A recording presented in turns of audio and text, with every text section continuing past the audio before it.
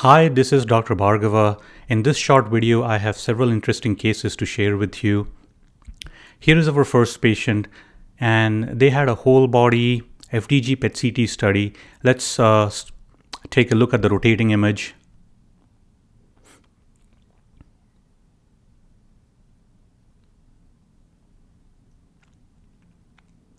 So this patient was recently diagnosed with lymphoma, and the FDG PET-CT was performed for whole body staging. We see hypermetabolic foci scattered in the abdomen and pelvis. There is a large focus of left inguinal hypermetabolic lymphadenopathy that is occluding the venous return from the left lower extremity, leading to this appearance of swelling and hyperemia in the entire left lower extremity that we can see on the rotating image. So venous obstruction is sometimes visualized on FDG PET-CT studies. Also, cancer patients are prone to venous occlusion or DVT, so we should be looking out for those findings as well. And this is a good article on the topic where the subjects studied FDG PET-CT studies in cancer patients, and they found that up to 20% of the patients is where there was uptake in the venous system. The most common sites of thrombosis were the IVC, followed by the lower extremity, jugular veins, and the SVC. This is our next patient. They underwent a whole body bone scan. They had a diagnosis of prostate cancer, and the PSA was rising. It was in the thousands. So I'm showing the anterior and posterior whole body images in a lower intensity, and then right besides we have anterior and posterior whole body images in higher intensity. And you should read the whole body bone scan images in this intensity because we want to see faint soft tissue activity as we read these studies. And when we increase the intensity from this level to this level on the right, we find that the bones become very intense and heterogeneous, suggesting multifocal, almost diffuse involvement with osteoblastic bone metastases in the axial skeleton, the spine, ribs, pelvis, the scapula, the proximal humeri, and the femurs.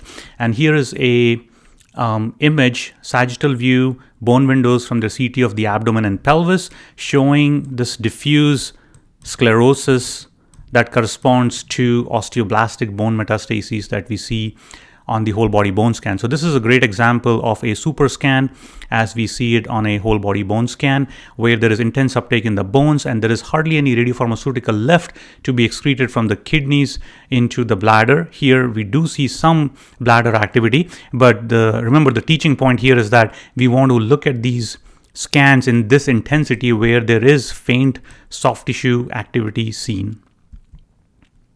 This is a case report where we found that in such a patient with a super scan pattern, when they received systemic treatment for prostate cancer and the PSA responded, their whole body bone scan took almost 18 months to come back to normal. So remember that there is delayed normalization of a bone scan when patients have a super scan pattern on their bone scan.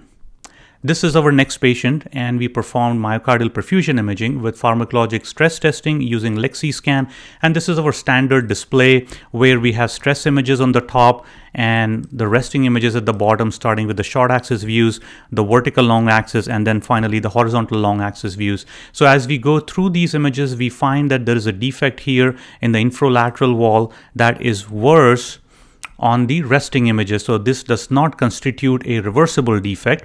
And as we go towards the base, we find that there is a very bright focus adjacent to the myocardium, and this focus is taking away counts from the adjacent myocardium. And this is an interesting phenomenon. It's called a ramp filter artifact. And this happens when there is a focus of intense uptake of the radiopharmaceutical adjacent to the myocardium. So here we don't see any reversible defects to suggest ischemia.